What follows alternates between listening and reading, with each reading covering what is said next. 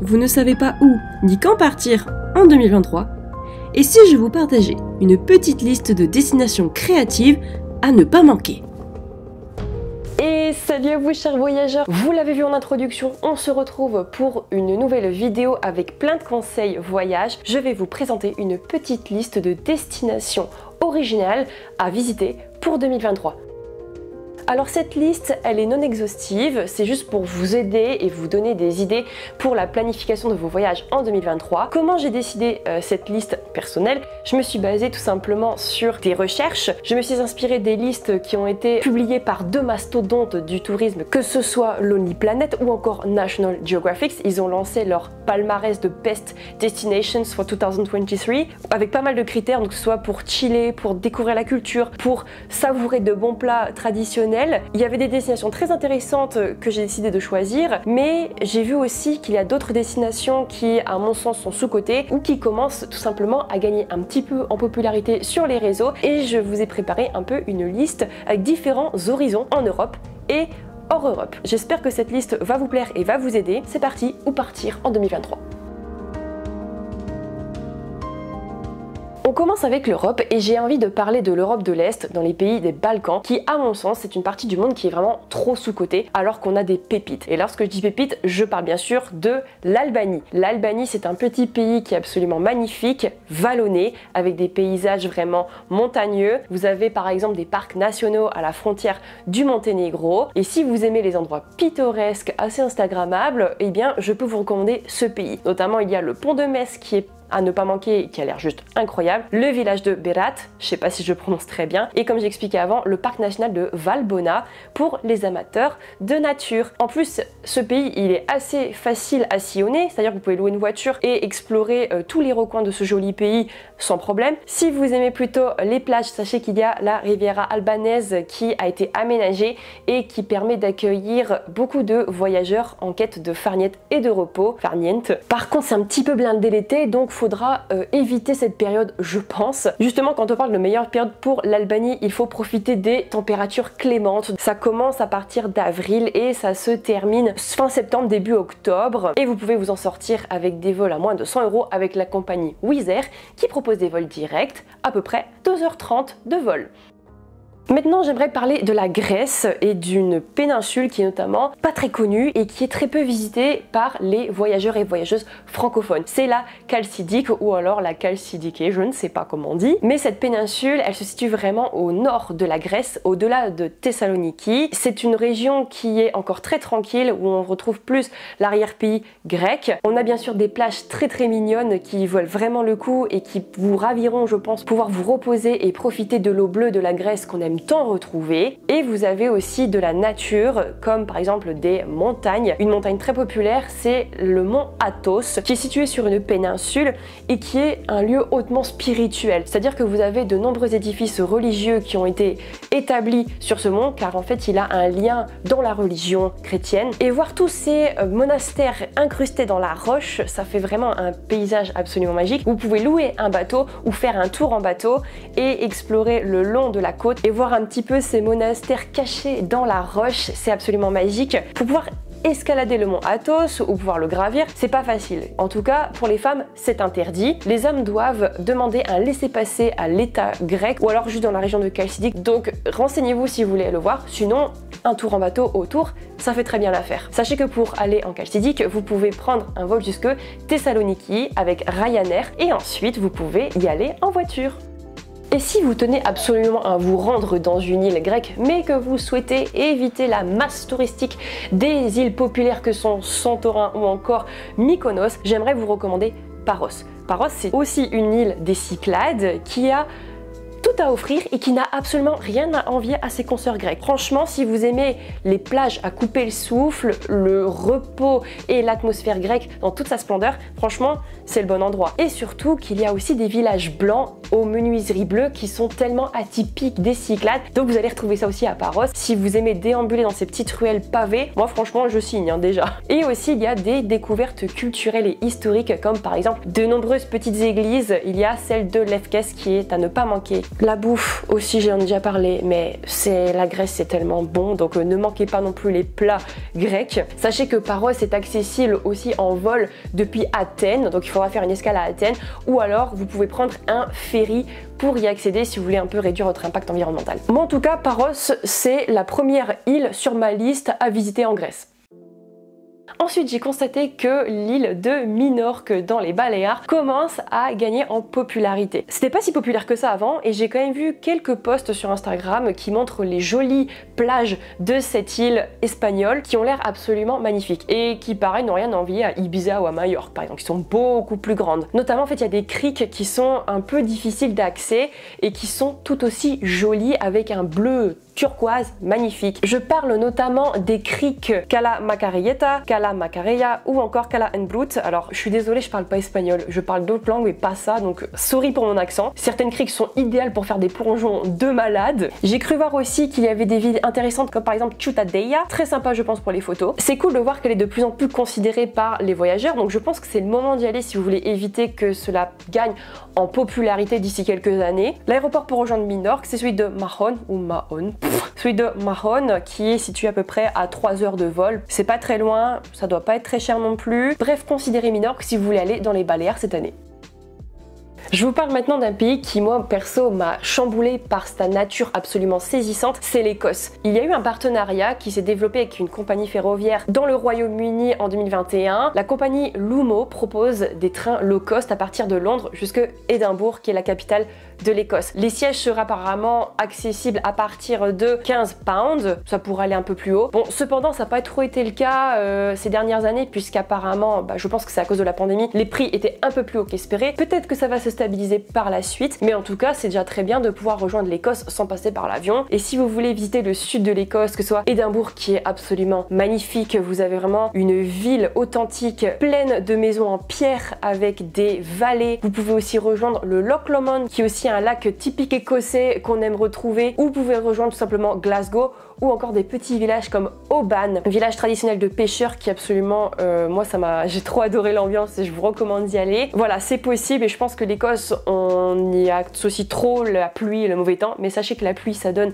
un côté absolument magique au paysage et on oublie vite qu'il pleut. Et puis de toute manière ça ne dure jamais longtemps puisqu'il peut y avoir les 4 saisons dans la même journée. Par contre c'est vrai que l'Écosse par rapport au pays que j'ai présenté juste avant, le budget est un petit peu plus élevé dans le sens où le Royaume-Uni est un pays globalement plus cher, l'alimentation etc ça risque d'être un petit peu plus élevé en prix que par exemple l'Albanie, la Grèce ou la destination qui arrive après.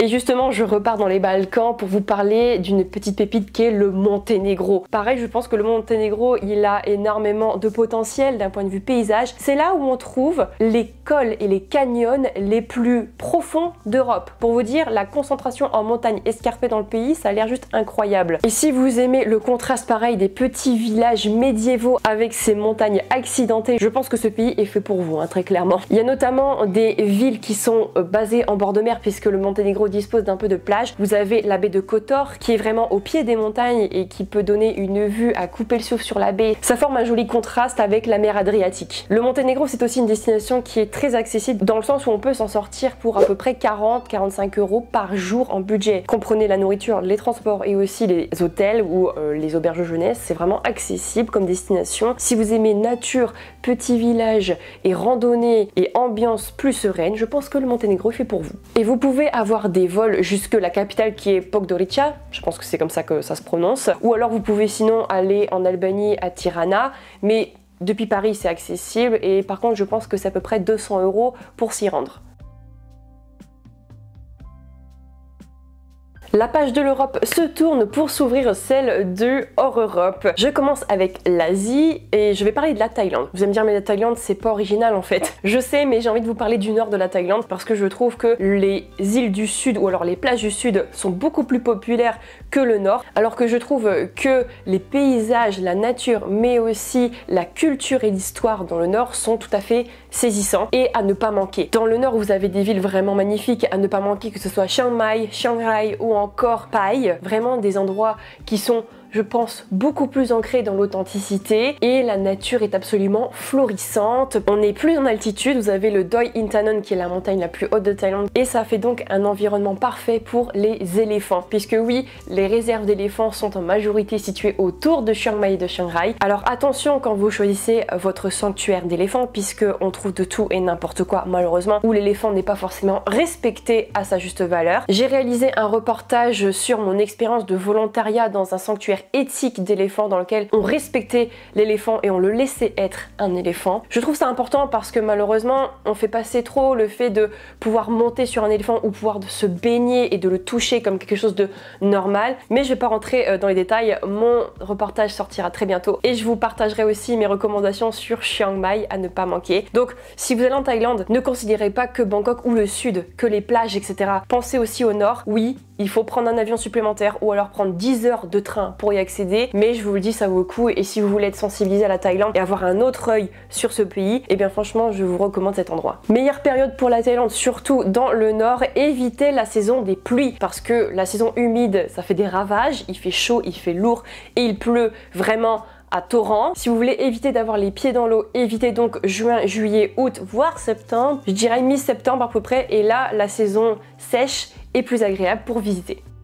Toujours en Asie, je vais parler maintenant de l'Indonésie. Non, je vais pas parler de Bali, de Lombok ou des îles Gili par exemple, mais plutôt de l'archipel Raja Ampat. Je pense que ceux qui ont regardé Koh Lanta connaissent Raja Ampat, mais cet archipel en fait, il est absolument magnifique à couper le souffle, qui est moins fréquenté que d'autres archipels en Indonésie et pourtant ça vaut vraiment le coup puisque c'est une des destinations qui a notamment apparu dans le classement de National Geographic, à savoir qu'en 2007 Raja Ampat a été considéré comme l'archipel possédant le récif le plus riche du monde. Si vous aimez le snorkeling ou alors la plongée, cet endroit est fait pour vous. Vous allez observer des fonds marins absolument magnifiques, vous allez observer des variétés de poissons qu'on ne voit nulle part ailleurs et ça c'est assez exceptionnel. Pour rejoindre Raja Ampat, il faudra certainement prendre un vol soit depuis Java ou alors de Bali, c'est un petit peu loin, mais si vous voulez quelque chose d'original, eh bien je vous recommande complètement cet archipel. Je ne donne pas d'idée de prix pour les longs courriers ici puisque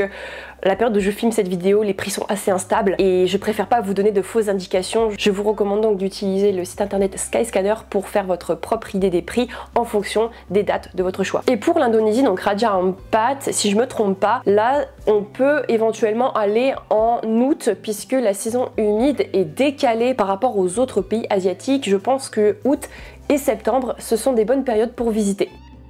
Qui n'a jamais rêvé de voir les paysages des célèbres films Le Monde de Narnia, The Hobbit, King Kong ou encore Le Seigneur des Anneaux? Même si vous n'avez pas vu ces films, vous aurez envie de voir ces paysages, je vous le dis. Vous l'avez compris, la Nouvelle-Zélande, c'est une destination à ne pas manquer en 2023. Il faut dire que la panoplie de paysages que possède la Nouvelle-Zélande, c'est juste incroyable. Vous avez des lacs, vous avez des montagnes, vous avez même des volcans, vous avez des glaciers. Franchement, de quoi ravir tout le monde. Notamment, il y a la ville de Queenstown qui commence à gagner en réputation. Son attractivité rayonne à l'échelle planétaire dans le sens où c'est une ville qui est située dans les Alpes du Sud, donc les Alpes néo-zélandaises, au bord du lac Wakatipu. Et ça fait un contraste absolument saisissant. Vous avez énormément d'activités à réaliser de ce côté, que ce soit bien sûr les randonnées, les treks pour explorer les montagnes. Vous avez des vues panoramiques incroyables. Vous pouvez même prendre un téléphérique pour pouvoir accéder en haut des montagnes. L'hiver, vous avez forcément des activités hivernales et il y a beaucoup d'activités de sport extrême. Donc si vous aimez les sensations fortes et les montées d'adrénaline, il y a de quoi vous réjouir dans cette partie de Nouvelle-Zélande. Donc oui, la Nouvelle-Zélande, c'est un pays déjà en soi qui est magnifique, mais n'hésitez pas à passer par Queenstown si vous voulez y aller, puisqu'apparemment, ils sont en train de faire leur maximum pour pouvoir attirer plus de personnes, plus de voyageurs,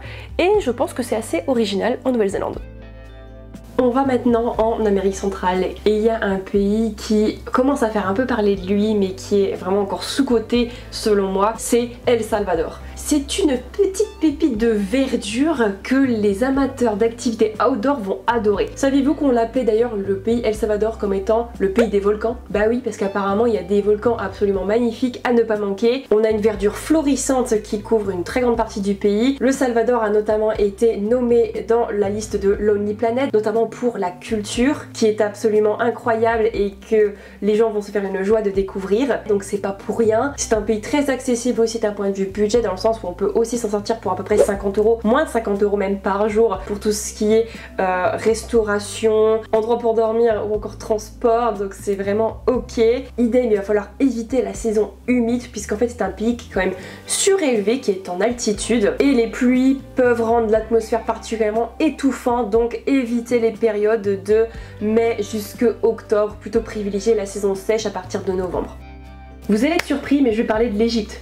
Pareil, l'Égypte, je pense pas que ce soit très original puisque c'est un pays qui est connu des voyageurs depuis la nuit des temps. Mais je ne vais pas parler de l'Égypte dans sa globalité, mais je vais centrer sur un endroit que j'ai adoré découvrir. Franchement, c'était un de mes highlights de 2022. C'était l'oasis de Siwa, qui est situé à la frontière avec la Libye. Donc oui, certes, ça fait beaucoup de route, c'est très loin pour y aller. Il faut à peu près 12 à 14 heures de bus depuis Cairo. Mais vraiment, ça vaut le coup. Et c'est mon endroit préféré d'ailleurs en Égypte. Mon coup de cœur égyptien. Pourquoi? L'oasis de Siwa, c'est un petit village qui s'est vraiment établi depuis des siècles, voire même des millénaires, au temps d'Alexandre le Grand, parce que sa nature était particulièrement propice au développement d'agriculture, de cultures locales comme les dattes, et l'atmosphère, elle y est absolument agréable. J'ai pas retrouvé cette atmosphère comme nulle part ailleurs en Égypte, c'est-à-dire c'était vraiment très local, très authentique, les villageois étaient super gentils, et nous on s'est fait des amis sur place, et c'était vraiment incroyable. Donc, et vous avez aussi des lacs de sel qui ont vu le jour il n'y a pas si longtemps que ça, à peu près en 2010, là où en fait en creusant, des lacs d'eau se sont formés d'un bleu ou d'un rose qui ont l'air irréels, tellement on dirait qu'il y a des filtres en fait quand on voit les images, mais je vous jure que non, c'est naturel. Un peu comme dans la mer Morte en Jordanie, on s'y laisse flotter, ça pique un petit peu, mais c'est juste incroyable. Il n'y a pas que ça bien sûr, je vous recommande la forteresse Old Chali, qui est une forteresse très ancienne, faite à partir de matériaux locaux utilisés dans l'Antiquité. Voilà, oui l'Égypte c'est pas vraiment très original, mais Siwa en Égypte, considérez cet endroit, vraiment c'est magnifique, et je vous mettrai bien sûr le lien dans le petit i de mon vlog dédié à Siwa. J'ai aussi envie d'ajouter le Japon, parce que le Japon fait énormément d'efforts pour pouvoir réaccueillir de nouveau les voyageurs. C'est un pays avec une culture qui est absolument fascinante. Il y a beaucoup de choses à voir et à faire au Japon. Vous pouvez très bien rester sur Tokyo, dans l'une des capitales les plus blindées d'Asie, avec beaucoup de choses à voir. Mais il y a aussi les choses traditionnelles de Kyoto, ou encore les spécialités culinaires d'Osaka, ou encore Nara. Enfin franchement, je pourrais toutes les citer, les villes qu'il y a à voir au Japon. C'est peut-être pas non plus très original, mais c'est parce que je trouve que le Japon fait énormément d'efforts pour faire en sorte que les tourismes soient de nouveau présents, donc n'hésitez pas à considérer le pays. J'ai fait un vlog à ce sujet sur Tokyo et un guide voyage. Et enfin nous avons l'Ouzbékistan, qui est un des pays au sommet de ma bucket list. Je ne sais pas pourquoi, mais l'Asie centrale m'attire énormément, je pense pour sa culture, puisqu'il faut savoir que notamment en Ouzbékistan, c'était un véritable carrefour depuis de nombreux siècles. C'était un carrefour de culture, c'est-à-dire qu'on a vraiment des cultures différentes qui se sont croisées, un carrefour religieux entre le bouddhisme, le christianisme ou encore la religion musulmane. On a un carrefour aussi des sociétés, comme quoi il y a l'empire d'Alexandre le Grand ou encore des petites tribus qui se sont croisées, et tout ça, ça fait un mélange et un héritage culturel unique au monde. Bon, ma caméra a décidé de couper au moment le plus intéressant, c'est-à-dire que voir et que faire en Ouzbékistan. S'il y a bien des choses à ne pas manquer dans ce beau pays, ce sont ces édifices religieux entièrement recouverts de mosaïques turquoises uniques au monde. C'est un petit peu le symbole du pays. Notamment, vous pouvez en retrouver sur Bukhara ou encore Samarcande ou même dans la capitale Tashkent. Il y a aussi la mer d'Aral, une ancienne mer de sel qui malheureusement aujourd'hui s'est complètement évaporée, qui est devenue un désert de sable. Et bien voilà, j'espère que cette liste de destinations va vous aider pour planifier vos voyages en 2023. Et surtout, dites-moi en commentaire laquelle ou lesquelles de ces destinations vous fait le plus envie et que vous pensez considérer tout simplement. Si ça vous a plu, n'hésitez pas à vous abonner sur cette chaîne parce que je partage plein de conseils voyage, de guides voyage sur certaines destinations et aussi des vlogs tout aussi enrichissants et divertissants. J'espère vous retrouver très bientôt. On se retrouve pour une nouvelle vidéo voyage et je vous souhaite de très bons voyages pour 2023. Tchuss!